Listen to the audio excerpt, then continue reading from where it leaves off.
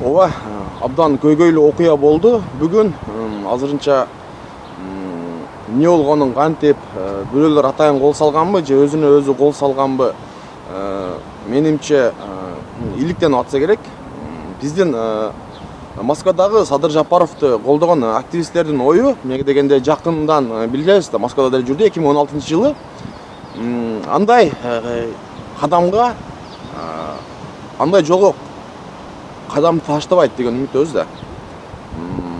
Билбедим эми. Буну эксперттер аныктаса керек жакын күндө. Азыркы учурда Москвадагы Садыр Жапаровду колдогон мекендештер, активисттер бүгүнкү жакынкы күндөрү ушул Москва шаарындагы Садыр Жапаровду, Нуркожоевду колдогондор жыйын уюштурууга даярдануудабыз. Албетте ошодо гана көптөгөн маселелер чечилет. Мүмкүн Кыргызстанга сапар тартып калышыбыз мүмкүн.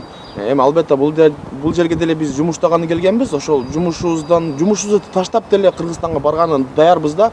Кандай ниетте барганыбыз деген суроого албетте мына биз бул жерде эле соц тармактарда эле ар нерсени талкуу кылбай, ошол жерде өзүбүз менен көзүбүз менен көрүп, ошогон ситуацияларды, ошогон жагдайларды анан колдон келсе ошо өз мекенибизде колдоо көрсөтүп, жакшылык кылып дегендей, ошол биздин өзүбүздүн лидерибизге, даже лидерибизди колдогон активисттерге ошолор менен